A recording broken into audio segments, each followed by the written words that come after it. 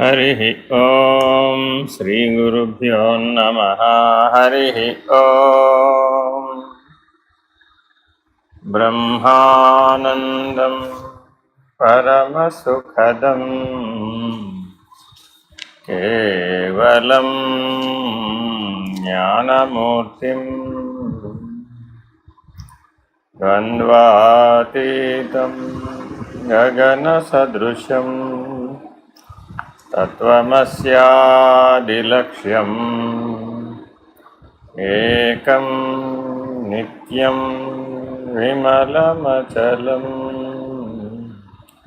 सर्वधी साक्षिभूतं भावातीतं त्रिगुणरहितं सद्गुरुं तं नमामि। नमो ब्रह्मादिभ्यो ब्रह्मविद्या सम्प्रदायकर्तृभ्यो वंश ऋषिभ्यो महाभ्यो नमो गुरुभ्यः। सर्वोपप्लवरहित प्रज्ञानघन प्रत्यगर्थो ब्रह्मैवाहमस्मि अहं पदार्थरहितः।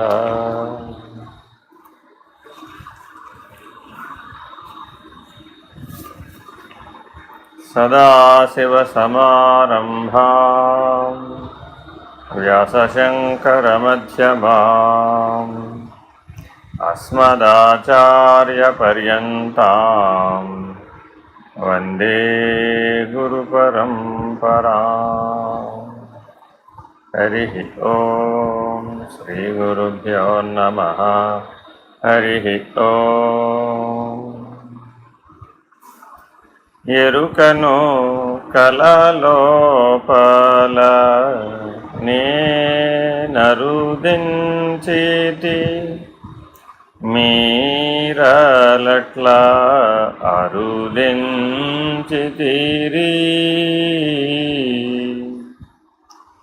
ఎరుక జన నేను మీరలు ఎరుకతో తనువారమనుచు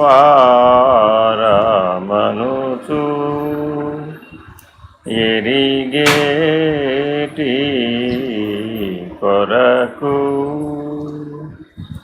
గ్రంథము చేస్తే ఎరిగి ఈ వరకు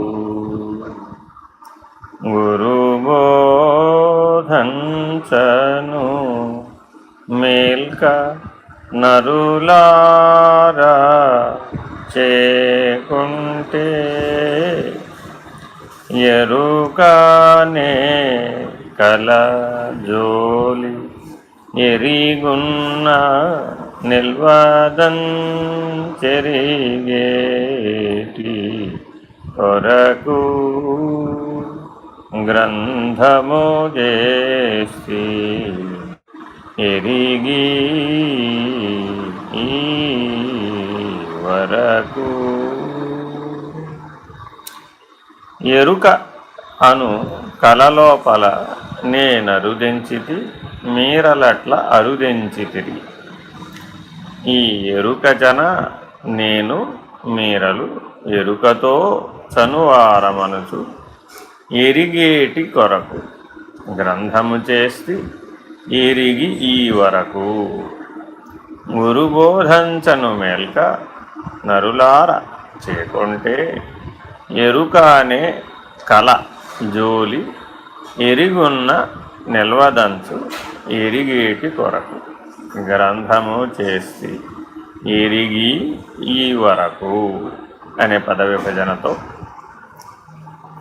ఎరుక అనేటటువంటిది బయలును దర్శించినటువంటి వారికి కళ సమానమైనటువంటిది అనేటటువంటి నిర్ణయాన్ని చెప్తున్నారు. పూర్వపద్యంలో నేను మేను అనేటటువంటి విచారణని తెలియజెప్పి తాను అనేటటువంటిది ఈ నేను మేనుల సమాహారమని నిర్ణయించి, అలా ఏదైతే తనను తాను తెలుసుకుంటుందో ఆ తెలుసుకునేది అఖండ ఎరుక.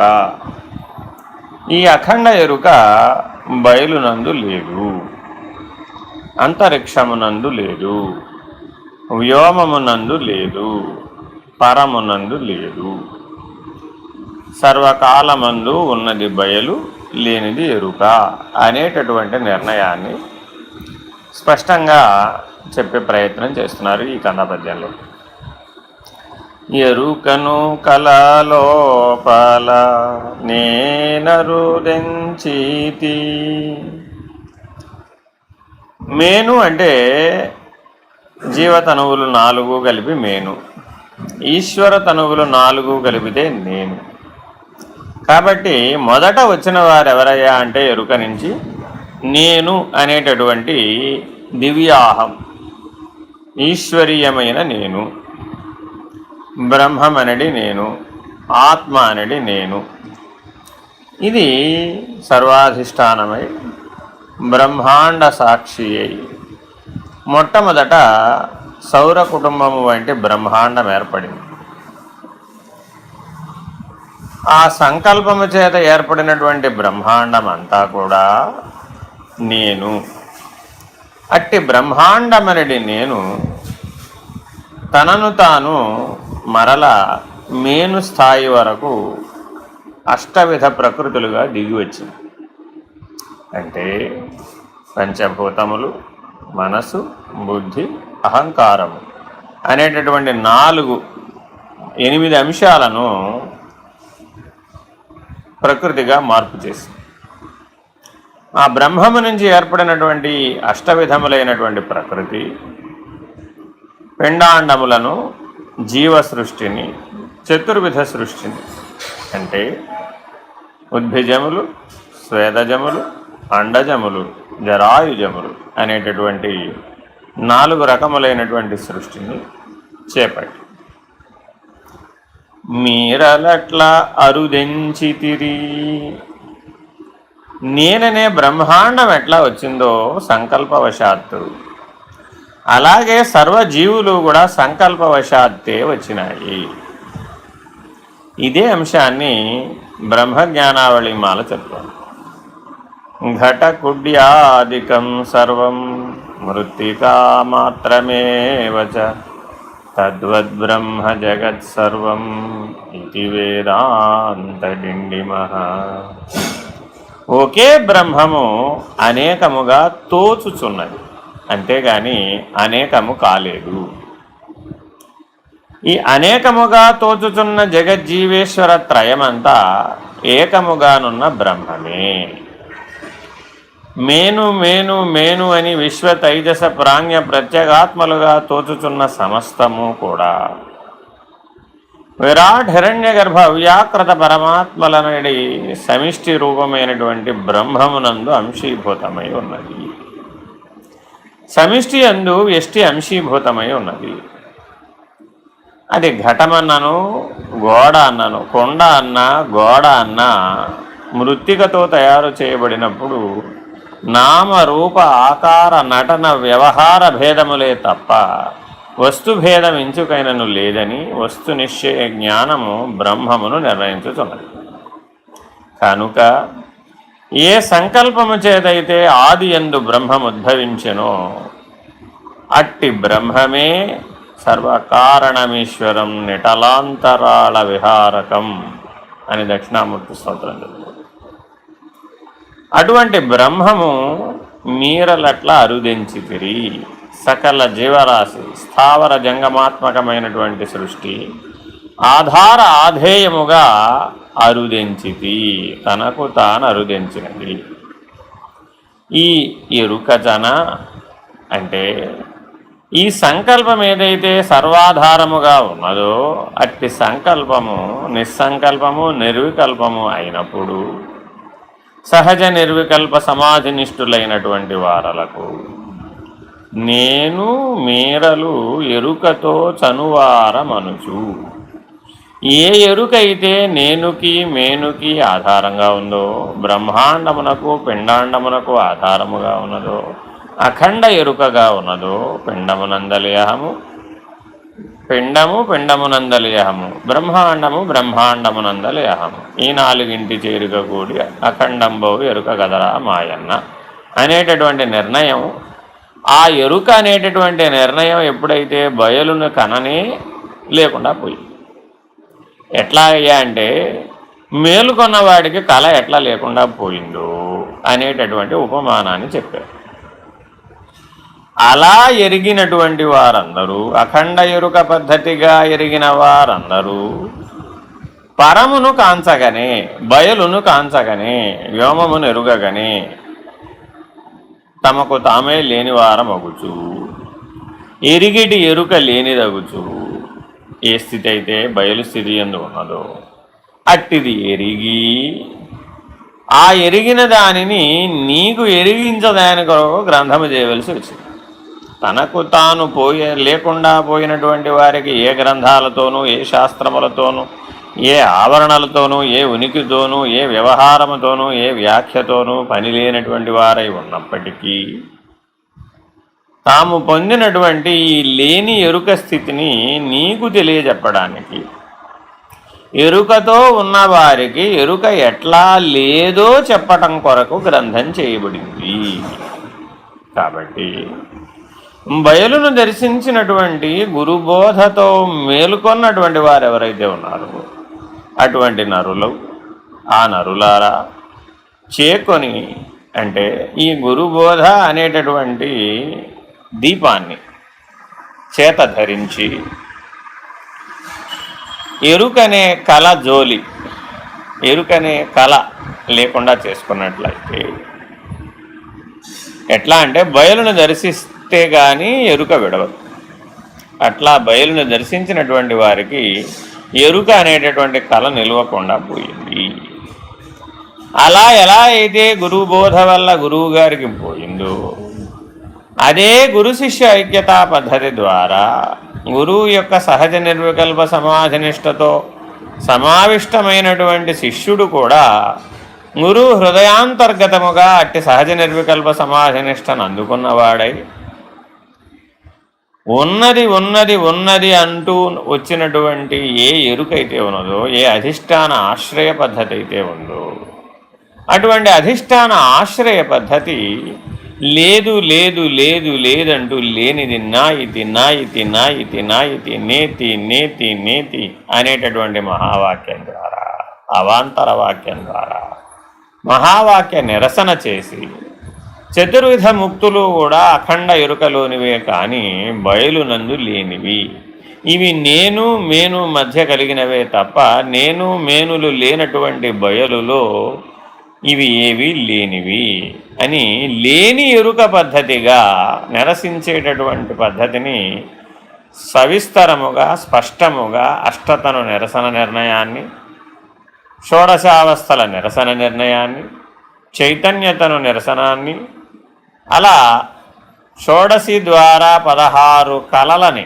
16 బ్రహ్మీభూత లక్షణాలను నిరసించేటటువంటి బోధన ఎవరైతే పొంది మేలుకొన్నారో, ఎవరికైతే ద్వాదశి నిర్ణయం దృఢీకరించబడిందో, ఎవరైతే పంచదశి బోధ ద్వారా తాము లేని స్థితి యందు దృఢమైనటువంటి నిర్ణయాన్ని పొందారో, మరల ఎరుకనంటబోనటువంటి భాష చేసి గురు శిష్యులు లేని పద్ధతిగా ఎవరైతే నిలిచి ఉన్నారో, దేశికులతో ఐక్యం చెందిన వారు ఎవరైతే ఉన్నారో అటువంటి వారికి ఎరుకనే కళ జోలి ఎరిగున్న నిల్వాదంచెరిగేటి కొరకు, సర్వకాలము విస్తరిస్తూ ఉన్నటువంటి ఏ అనంత విశ్వమైతే అఖండముగా తోచుచు ఎల్లకాలము ఉన్నట్లుగా కనపడుతున్నదో, అది అనంతముగా వ్యాపకమై ఉన్న ములుగురుచ సందులేక ఉన్న బయలునందు లవలేశమై ఉన్నదనేటటువంటి సత్యాన్ని బయలును దర్శించడం ద్వారా ఎవరైతే పొందారో అటువంటి వారి కొరకు వారు ఈ ఎరుకని ఎగరగొట్టడానికి, లేనిదిగా నిర్ణయించటానికి, లేని ఎరుక అనే నిర్ణయాన్ని అందించటానికి గ్రంథము చేస్తి ఎరిగి ఈ వరకు ఆ బయలునే నిర్ణయాన్ని పొంది లేని ఎరుకను అందించటం కొరకు మాత్రమే ఈ గ్రంథమును చేయబడుతున్నది అని నిర్ణయంగా తెలియజేస్తున్నారు. 6వ పద్యం. శ్రీమించు అచల బోధను ఏ మహనీయుండు చేసి ఎగజల్లెనో ఈ భూమిన్ సుజనుల కొరకా రామడుగాన్వయాజ శివరామదీక్షితులన్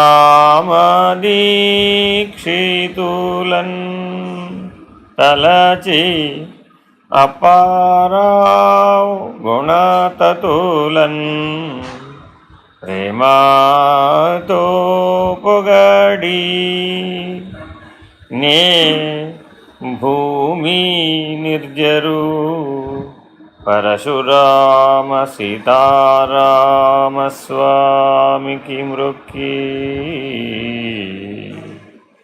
శివరామ దీక్షితులన్ తలచి అపారావ్ గుణతతులన్. అయ్యా, ఎక్కడా లేనటువంటి అంశాన్ని చెప్తున్నానని అంటున్నారు, ఎవరికీ తెలియని దాన్ని చెప్తున్నానంటున్నారు. అసలు ఇటువంటి బోధ అందుకున్న వాళ్ళు ఎవరైనా ఉన్నారా ఈ భూమి మీద అనే సందేహం మీకు కలగవచ్చు అనేటటువంటి దృష్టితో ఈ భూమి మీద శ్రీమద్ రాముడు శివరామ దీక్షితుడు, అలాగే అప్పారావు గారు, అలాగే పరశురామ సీతారామస్వామి గారు, ఈ రీతిగా స్వగురు, నిజగురు, పరమగురు, పరమేష్ఠి గురు అయినటువంటి నా గురువర్యులను తలచి శ్రీమించు, ఇది చాలా ముఖ్యమైనటువంటి సూచన. ఎరుక అంటే శ్రీ. ఎక్కడెక్కడైతే శ్రీ అన్న శబ్దం వాడబడుతోందో అది ఎరుకకు సంబంధించినటువంటి సూచన. అట్టి శ్రీని మించాలి అంటే ఎవరైతే అట్టి శ్రీని మించిన వారు ఉన్నారో, అట్టి ఎరుకను లేకుండా చేసుకున్న వారు ఉన్నారో, అట్టి గురుబోధన పొందిన వారు ఉన్నారు, వారిని ఆశ్రయించి కేవలము ఎరుకను పోగొట్టుకొనుటకు మాత్రమే వాళ్ళు ఉపయోగపడతారు. కాబట్టి అంటే ఎరుక లోపల ఉన్నటువంటి పనుల గురించి వాళ్ళని అడిగారు అనుకోండి, వాళ్ళ సమాధానం మౌనం. కారణం ఏంటంటే వారికి కర్మ సంబంధీకులు కాదు అని జ్ఞాన సంబంధీకులు కాదు. ఈ శ్రీ అన్న శబ్దంలో షకారము రకారము రెండు ఉన్నాయి. అందులో షకారము శమమునకు, రకారము అగ్నిబీజం. ఆ అగ్నిబీజ సంయోగం చేత కర్మ చేత ఉపశాంతి పొందేటటువంటి పద్ధతిని, జ్ఞాన బీజమైనటువంటి రకారం చేత దగ్ధమయ్యేటటువంటి సూచనని, ఈ కర్మ జన్మ రెండూ కూడా లేకుండా పోయే పద్ధతిని, కర్మ జన్మ లేనివని నిరూపించే పద్ధతిని తెలియజేసేది. కాబట్టి శ్రీమించు అచల బోధను. శ్రీ అన్న శబ్దంలో కదలికలు ఉన్నాయి. శివ అన్న శబ్దం కంటే శ్రీ అన్న శబ్దంలో కదలికలు ఎక్కువ ఉన్నాయి, గుణధర్మం బలంగా ఉంది. కాబట్టి షకార ఈకార రకారములు కలిస్తే కానీ శ్రీ అవడం లేదు. ఇది కూడా ఒక త్రయం. ఓం ఐం హ్రీం శ్రీం క్లీం సౌం ఇలాంటి బీజాక్షరముల యొక్క వినియోగం మంత్రప్రయోగంలో ఉంటుంది. ఇవన్నీ కూడా ఎరుక సంబంధీకరం. అంటే బ్రహ్మమనే అధిష్టానాన్ని నిర్ణయించడానికి, అష్టవిధ ప్రకృతిని ఉడిగింపజేయడానికి ప్రకృతిని సాధనగా, ప్రకృతిని సహాయంగా, ప్రకృతిని సహకారంగా, ప్రకృతిని గురువుగా స్వీకరించి అధిగమించి గురువు యందు ఐక్యతా సిద్ధిని పొంది కదలనటువంటి స్థితిలో నిలకడ చెందటానికి చెప్పేటటువంటి ఎరుకను విడిపించే బోధ గురు పారంపర్య పద్ధతిగా, స్వగురు, నిజగురు, పరమగురు, పరమేష్ఠి గురు పద్ధతిగా జ్ఞాన కర్మరహితమైనటువంటి, ఆవరణరహితమైనటువంటి దానిని శ్రీమద్ రాముడుగు శివరామ దీక్షితార్యుల సంస్కృత వచనాన్ని అనుసరించి యోగ వాసిష్ఠ, జ్ఞాన వాసిష్ఠ, బృహద్వాసిష్ఠ సాంప్రదాయాలలో మేలైనటువంటి బృహద్వాసిష్ఠ సాంప్రదాయాన్ని బయటికి సారాంశంగా స్వీకరించినటువంటి శివరామ దీక్షితార్యుల యొక్క బోధని ఆధారంగా తదుపరి గురు పారంపర్యంలో ఎరిగినటువంటి అప్పారావు గారు, పరశురామ సీతారామస్వామి వారి యొక్క శిష్యులైనటువంటి కృష్ణదేశిక ప్రభువులు అందరికీ తేట తెనుగులు అందించేటటువంటి ఈ ప్రయత్నం ఎంతో విశేషమైనటువంటిది. అట్టి గురువర్యులను తలస్తూ వారి స్మరణతో, వారి యొక్క కృపతో ఈ భూమిన్ సుజనుల కొరక, ఇది జనుల కొరక అంటే కాదయ్యా అన్నారట, కేవలం సుజనుల కొరకే అన్నారట. అంటే అర్థం ఏమిటంటే సుమతి శతకంలో కూడా చిట్ట చివరికి సుమతి అనే మొకటంతో మూర్తవు. అంటే అర్థం ఏమిటంటే అందరికీ మతి ఉంది కానీ సుమతి అనేవాళ్ళు తక్కువ మంది ఉన్నారు. కాబట్టి ఈ భూమి మీద 84 లక్షల జీవరాశులు కూడా జనులే. అన్నిటికీ జనన మరణాలు ఉన్నాయి, రాకడా పోకడా కూడా ఉంది. ఆ లక్షణంతో మానవుడు కూడా కేవలం రాకడా పోకడా వరకే పరిమితమై దేహధర్మమే తానుగా కేవలము భోగ్య ధర్మముగా జీవించిపోయేటటువంటి వారందరూ జనులు. అందు జిజ్ఞాసువై, జ్ఞాని అయి బ్రహ్మనిష్ఠులైనటువంటి వారు సుజనులు. ఇట్టి సుజనులకు ఒక అధికారిత్వం ఉన్నది. అదేమిటంటే ఏ మహనీయుండు చేసి ఎగజల్లేనో. ఎగజల్లేనో అంటే అర్థం ఏమిటంటే కర్మత్రయంలో ఆశీర్వచనంలో చేసేటప్పుడు ఆ ఆశీర్వచనంలో గోత్రాభివృద్ధి, వంశాభివృద్ధి అనేటటువంటి వాటిని సూచిస్తూ ఆశీర్వదించినటువంటి యజ్ఞాక్షతలను ఎగజల్లేటటువంటి పద్ధతి ఉంది. అంటే ఆయా పవిత్ర మంత్రాక్షతలు ఎంత మేరకైతే విస్తరిస్తాయో, ఆయా శబ్దం ఎంత మేరకైతే విస్తరిస్తుందో, ఆ శబ్ద శ్రవణం ఎంతమందికి అయితే కలుగుతుందో వారందరూ కూడా సాక్షీభూతమై, బ్రాహ్మీభూతమై బ్రహ్మనిష్ఠులు అవ్వడానికి ఉపదేశించేటటువంటి, ఉత్క్రమణం చెందేటటువంటి, ఔన్నత్యాన్ని అందించేటటువంటి విధానంలో ఈ యజ్ఞకర్మంతా ఏర్పాటు చేయబడింది. అలాగే ఎరుకని ఎగజల్లేటటువంటి సమర్థుడైన వాడెవడో వాడు పనికొస్తాడయ్యా బయలును దర్శించడానికి. ఎరుకను చూసి భయపడి పారిపోయేవాడెవడో వాడు పనికిరాడని అర్థం. అంటే జనన మరణాలనేవి దేహధర్మములు, సృష్టి స్థితి లయములు కూడా ఎరుకలో భాగములే. ఇవన్నీ సంకల్పవశాత్తు మాత్రమే జరుగుతున్నాయి, అట్టి సంకల్పమే లేనిది అని నిర్వికల్ప సమాధినిష్ఠుడైన వాడు ఎవరైతే ఉన్నాడో వాడు ఎరుకను ఎగజల్లగలిగేటటువంటి సామర్థ్యం ఉన్నటువంటి వాడు. అట్టి నిర్వికల్ప సమాధినిష్ఠుడైనటువంటి వాడే బయలును దర్శించగలిగేటటువంటి అధికారి. అటువంటి సుజనులకు ఈ బోధ తెలియజెప్పమని శివరామ దీక్షితార్యులు గురు పారంపర్యంగా ఈ బృహద్వాసిష్ఠాన్ని అందించారు. అటువంటి పారంపర్యాన్ని అందుకోగలిగినటువంటి సమర్థులైన సుజనులు ఎవరైతే ఉన్నారో, అధికారులైన సుజనులు ఎవరైతే ఉన్నారో అట్టివారు ఈ బోధన అందుకోవలసింది అని సభా విజ్ఞాపన ద్వారా ఆహ్వానం పలుకుతూ ఉన్నారు. నాకు మేధోబలం ఉంది, నాకు ధారణా బలం ఉంది, నేను సూక్ష్మాన్ని ఎరిగాను, నేను స్థూల సూక్ష్మ కారణ మహాకారణ స్థితులను మానవత్వం నుంచి దివ్యత్వం దాకా ఎరిగాను అన్నటువంటి దివ్యాహం కలిగిన వారందరికీ కూడా ఒక సూచనను అందిస్తూ ఉన్నారు ఇందులో. అట్టి దివ్యాహాన్ని ఎగజల్లేటటువంటి నిరసించగలిగేటటువంటి సమర్థతను సంపాదించమనేటటువంటి సూచన ఈ కందార్థంలో బోధిస్తూ శ్రీమించు అచల బోధను ఏ మహనీయుండు చేసి ఎగజల్లెనో ఈ భూమిన్ సుజనుల కొరక రామడుగాన్వయాజ శివరామ దీక్షితులన్ తలచి అపారావు గుణ తతులన్ ప్రేమతో పొగడి. ప్రేమ అంటే అర్థం ఏమిటనేది ఇక్కడ సూచన చేస్తున్నారు. గురు కరుణ చేత శిష్యుడు ఎరుకని నిరసించగలిగేటటువంటి సామర్థ్యాన్ని పొందుతున్నాడు. అట్టి గురువు గారి యొక్క కరుణకు ప్రేమ అని పేరు. ఏ ప్రేమను పొందినట్లయితే నువ్వు ఎరుకను నిరసించగలవో దానికి ప్రేమ అని పేరు.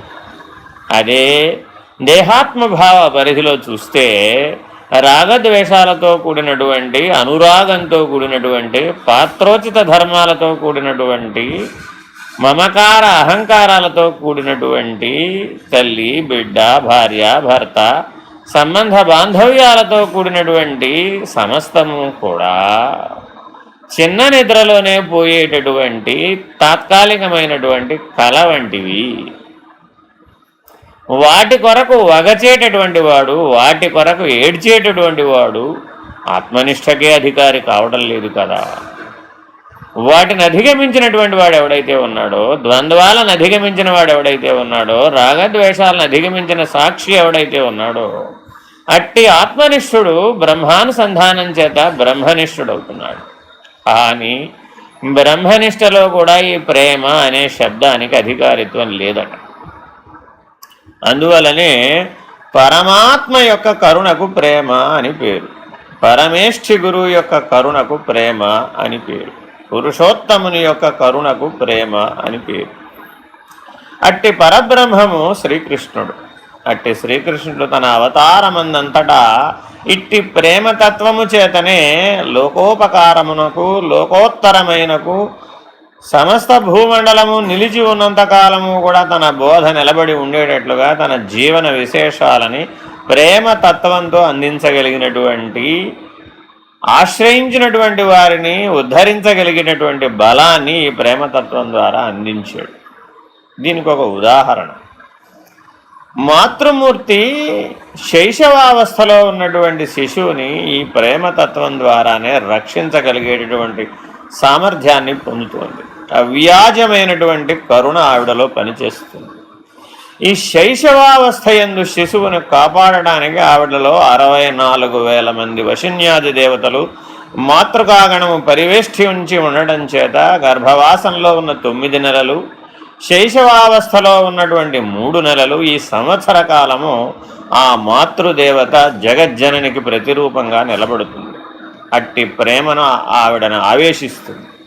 తత్ప్రభావం చేత ఆ శైశవావస్థలో ఉన్న జీవిని కాపాడగలుగుతుంది. జరాయుజములైనటువంటి సమస్త జీవులకు కూడా ఇట్టి మానసిక శక్తి లభించేటట్టుగా ఈశ్వర వరదానం ఉన్నది. కాబట్టి అవి తమ తమ పిల్లలను సంరక్షించగలిగేటటువంటి శక్తిని కలిగి ఉంటున్నాయి. ఇటువంటి వ్యక్తీకరించడానికి వీలు లేనటువంటి అవాంగ్మానస గోచరమైనటువంటి బ్రాహ్మీభూత స్థితికి పరమైనటువంటి, అక్షరస్థితికి పరమైనటువంటి, పురుషోత్తమ ప్రాప్తి అయినటువంటి ప్రేమతత్వాన్ని పొగుడుతున్నాడు.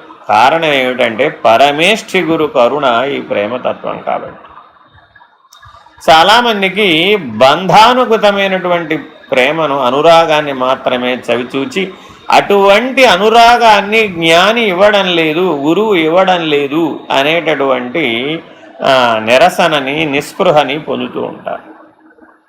గురువు సదా ఎప్పుడూ కూడా జన్మ జన్మలకి నీలో ఉన్నటువంటి అజ్ఞానాన్ని పోగొట్టడానికి మాత్రమే కంకణబద్ధుడైనటువంటి వాడు. ఈశ్వరుని ఇవ్వబడినటువంటి ప్రత్యేకమైనటువంటి కర్తవ్యాన్ని తన జీవన కాలము ఆజీవన పర్యంతము గాఢ నిద్రావస్థలో కూడా ఆఖరికి శరీరం వదిలివేస్తే మిగిలిపోయినటువంటి శవ సమానమైనటువంటి ఈ శరీరం కూడా ఆ కర్తవ్యాన్ని నిర్వహించగలిగేటటువంటి సమర్థ స్థితిలోకి అణువణువుని రూపొందించగలిగినటువంటి పరమేష్ఠి గురు కరుణను పొందినటువంటి వాడు. అట్టి పరమేష్ఠి గురు కరుణను పొందినటువంటి వాడి వద్ద నుంచి నీకు నా ఎడల అనురాగం లేదు, నా ఎడల దయ లేదు, నా ఎడల కరుణ లేదు అనే నిందాస్తుతులకు అవకాశం లేదు. అట్టి వాడు ఏది చేసినా అది నీ మేలు కొరకే, నీ బాగు కొరకే, నీ అజ్ఞానాన్ని పటాపంచలు చేయడం కొరకే. గురువు కసరినా కొసరినా అది కేవలము నీలో ఉన్న అహాన్ని త్రుంచడం కొరకే, నీలో ఉన్న ఎరుకను పోగొట్టడం కొరకే. ఈ జీవిత సత్యాన్ని అహరహము క్షణక్షణము నిరంతరాయంగా ఏ శిష్యుడైతే గురువు యందు ఐక్యతా సిద్ధి చేత అనుభవిస్తాడో వాడు మాత్రమే ఈ ప్రేమను పొంది ఎరుకను ఎగజల్లగలిగేటటువంటి సమర్థతను పొందుతాడు. ఇటువంటి సూచన శబ్దాలతోటి గురుస్థుతిగా ఈ కందార్థాన్ని మనకి అందిస్తూ భూమి నిర్జరు పరశురామ సీతారామ స్వామికి మ్రొక్కి శివరామ దీక్షితులంతలచి అపారావు గుణతతులన్ అని వినమ్రంగా నమస్కరిస్తూ వారి కరుణను ప్రార్థిస్తూ ఈ కందార్థంలో గురు పరంపరా ధ్యానంగా సభా విజ్ఞాపనగా అందించారు. 7వ పద్యం. శ్రీమత్ సీతారామస్వామి కృపన్ చెప్పనయ్యే సదసద్రహితం వేమి పదార్థమో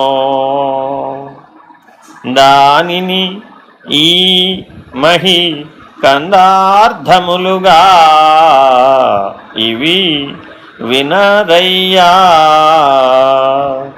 ఓ జనులారా ఇటు కనరయ్యా వేమారు నేమిమ్ము వేడితి ఇంతియ సుమ్మి నా మీద కృప చేసి నను చదువుమని మీరలు ఇవి వినరయ్యా ఓ జనులారా ఇటు కనరయ్యా. శ్రీమత్ సీతారామస్వామి కృపన్ చెప్పనయ్యే సదసద్రహితం వేమి పదార్థమో దానిని ఈ మహి కందార్థములుగా ఇవి వినరయ్యా ఓ జనులారా ఇటు కనరయ్యా వేమారునే మిము వేడద ఇంతియ సుమ్మి నా మీద కృప చేసి నను చదువుమని మీరలు ఇవి వినరయ్యా ఓ జనులారా ఇటు కనరయ్యా. తన గురువర్యులైనటువంటి శ్రీమత్ సీతారామ పరశురామస్వామి యొక్క కృపను తలస్తూ వారి కృపచే ఈ బోధించగలిగేటటువంటి సమర్థత నాలో ఏర్పడింది. వారి కరుణ నాయందు ప్రవహించడం చేత మీకు కందార్థములుగా ఇవి అందించగలిగేటటువంటి దైవీ ప్రణాళిక నా నుంచి ప్రకటితమవుతోంది. ఈ కందార్థములు ఎటువంటివయ్యా అంటే సదసద్రహితం. ఈ సృష్టి యందు పదార్థము శక్తి అనేటటువంటి 2 లక్షణాలతో ఈ సృష్టి అంతా కూడా ఏర్పడినట్లుగా సకల విజ్ఞానము బోధిస్తూ ఉన్నది. మరి ఇది ఎలా ఉందయ్యా లక్షణరీత్యా అంటే సత్తు అసత్తుగా ఉన్నది. అదేమిటయ్యా ఇలా చెప్పావు అంటే నిజానికి మాట్లాడితే బయలులో సత్తు అసత్తులు రెండూ లేనివే. మరి ఆ నిర్ణయం మాకు ఎలా తెలుస్తుందండి అంటే మొట్టమొదట అసద్వాచ్యమును సత్యమని భ్రమించేటటువంటి భ్రాంతి చెందేటటువంటి పద్ధతిని విడనాడాలి. తదుపరి సద్వాచ్యమైనటువంటి బ్రహ్మమును భ్రాంతి అని విడనాడగలిగే అధికారిత్వాన్ని జ్ఞాననిష్టని పరమునందు దృఢీకరణమైనటువంటి నిష్టను పొందాలి. ఈ రీతిగా ఎరుక ఎట్లా లేదో నిర్ణయమైనటువంటి వాడికి బయలు యొక్క దర్శనమైనటువంటి వాడికి సత్తు అసత్తు రెండూ లేకుండా పోతున్నాయి. ఎలా అంటే అసద్వాచ్యము అంటే అర్థం ఏమిటంటే జగజ్జీవేశ్వరుడు అనేటటువంటి త్రయము తనువును ఆశ్రయించి ఉన్నాయి. ఈ జగజ్జీవేశ్వర త్రయము ఏ తనువునైతే ఆశ్రయించి ఉన్నాయో ఆ తనువును ఆధారంగా చేసుకునే నీ విచారణ ప్రారంభిస్తున్నావు. కాబట్టి మొదలు ద్వైతము విచారణకు స్వీకరించాం. అంటే రెండు ఉన్నాయి అని నీకు తోస్తోంది.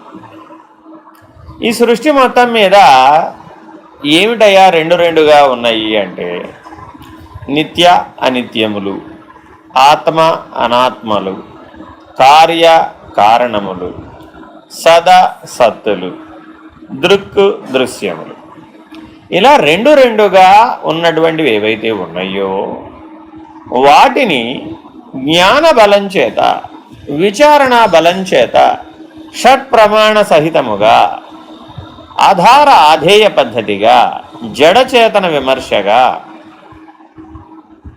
విమర్శ చేయగలిగేటటువంటి వేదాంత పంచదశి అనేటటువంటి శాస్త్రము ఆధారంగా వేదాంత పంచవింశతి అనే ఆధారంగా ఈ రెండు శాస్త్రాలని స్వీకరించి ఈ రెండు సాంఖ్య విచారణల్ని ఆశ్రయముగా స్వీకరించి తరించేటటువంటి వారు ఎవరైతే ఉన్నారో వేదాంత పంచదశి ఆధారంగా ఈ పంచ వివేకాలలో నిత్యానిత్యములందు అనిత్యమును నిరసించే నిత్యమును, ఆత్మానాత్మలందు అనాత్మను నిరసించే ఆత్మను, కార్యకారణములందు కార్యమును నిరసించే కారణమును, సదసత్తులందు అసత్తును నిరసించే సత్తును, దృగ్దృశ్యములందు దృశ్యమును నిరసించే దృక్కును అధిష్టాన నిర్ణయముగా పొందగలిగేటటువంటి శక్తి వేదాంత పంచదశిని ఆశ్రయించి బ్రహ్మనిష్ఠులైన వారు సాధిస్తున్నారు.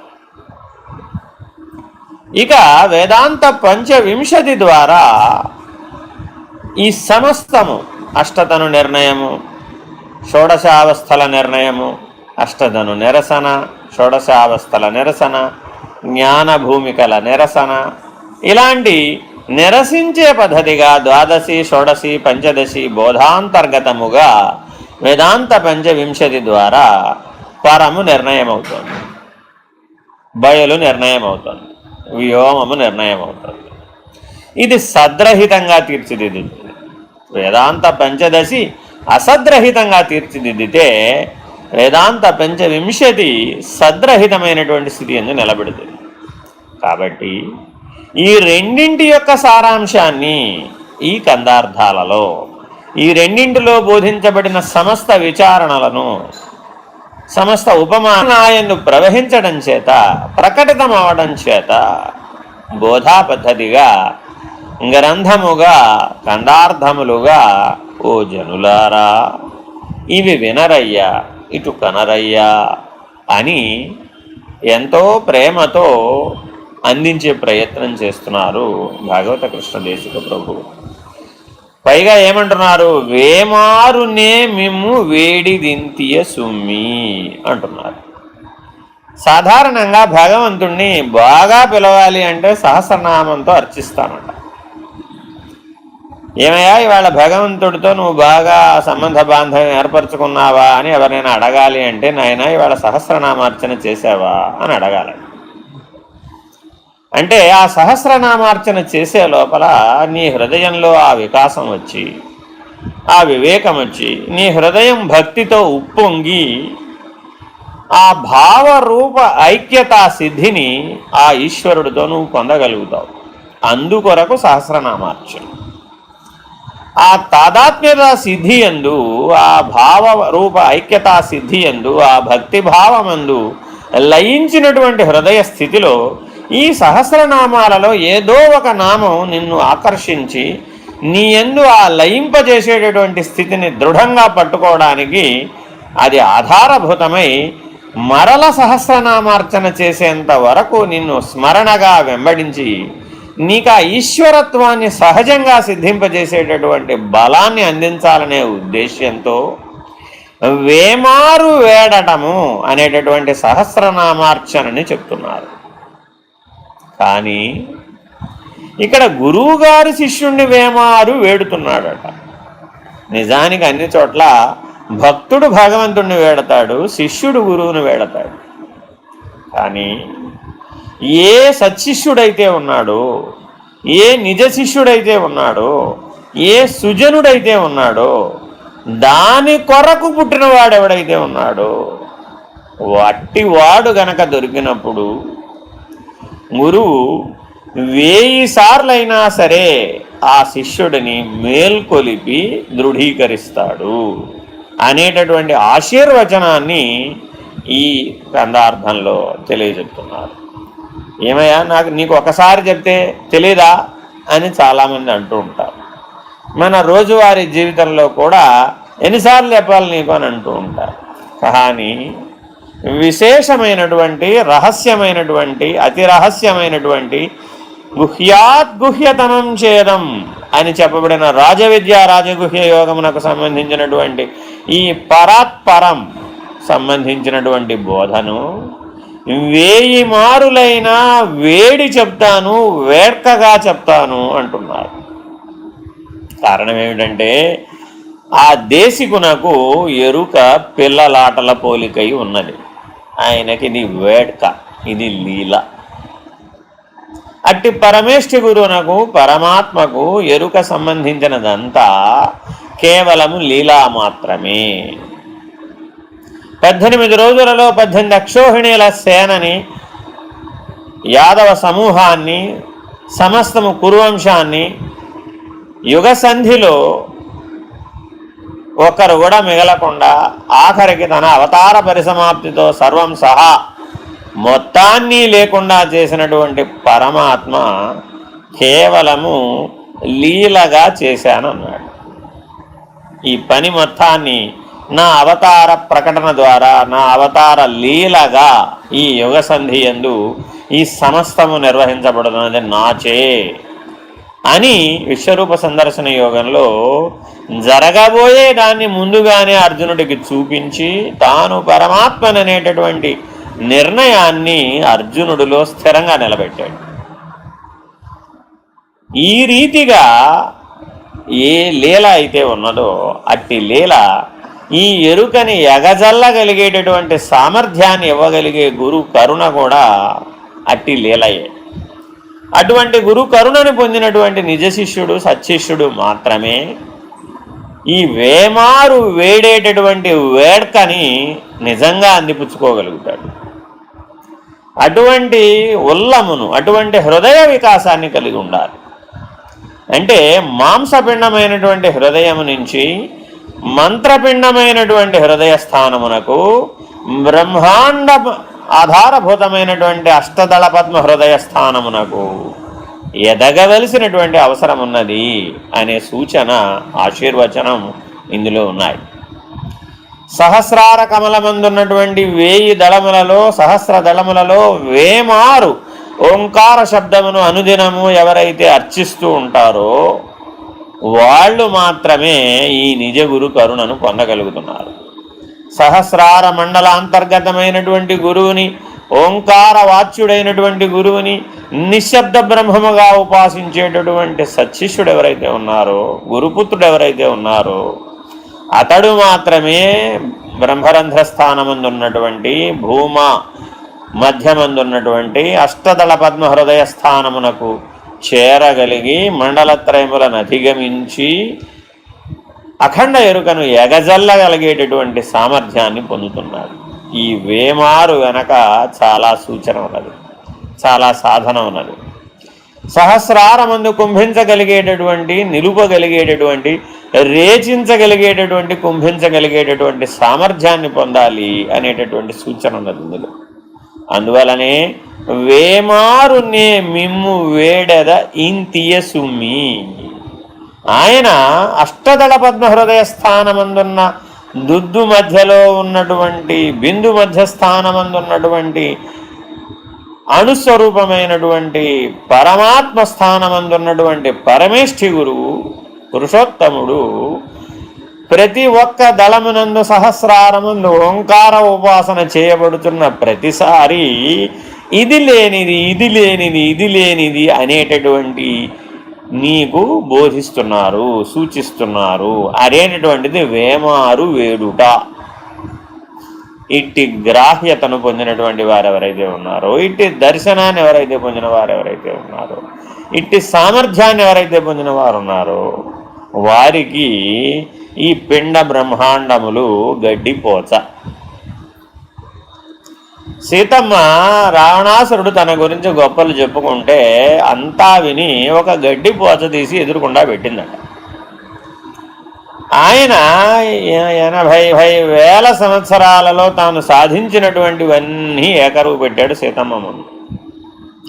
త్రిలోకాధిపత్యాన్ని, నవగ్రహాధిపత్యాన్ని, బ్రహ్మాండాధిపత్యాన్ని, తన యొక్క చతుర్వేద పారంగత్వాన్ని, షట్శాస్త్ర పారంగత్వాన్ని, అనుదినము బ్రాహ్మీ ముహూర్త సమయమునందు సహస్రలింగార్చన చేయగలిగే సామర్థ్యాన్ని, చతుస్సముద్ర వేలావలయితమైనటువంటి భూమండల ప్రదక్షిణాన్ని, ఇవన్నీ ఇట్లా ఏకరువు పెడుతూ ఉంటే అన్నీ విన్న సీతమ్మ ఇదంతా గడ్డిపోతతో సమానం నాయన అనే సంజ్ఞాపూర్వకమైనటువంటి సూచనగా ఒక గడ్డిపోచను అక్కడ పెట్టిందట.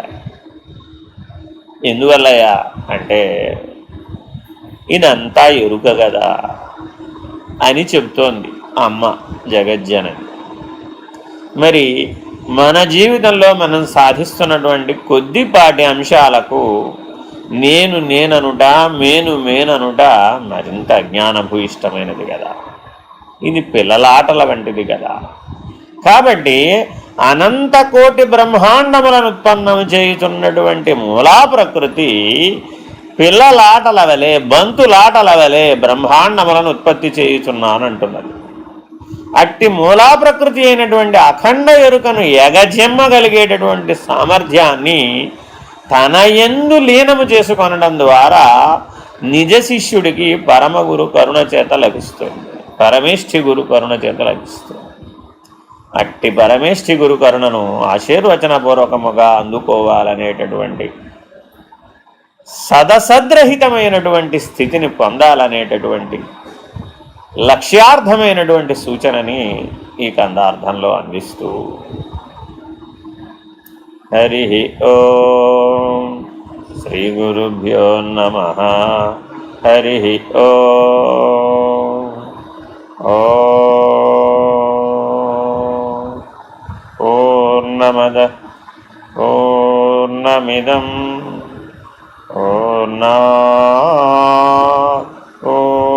పూర్ణముదచ్యతే పూర్ణస్య పూర్ణమాదాయ పూర్ణమేవావశిష్యతే. ఓం సహనావవతు సహనౌ భునక్తు సహ వీర్యం కరవావహై తేజస్వి నావధీతమస్తు మా విద్విషావహై. ఓం శాంతి శాంతి శాంతి. హరి ఓం శ్రీ గురుభ్యో నమః. హరి ఓం.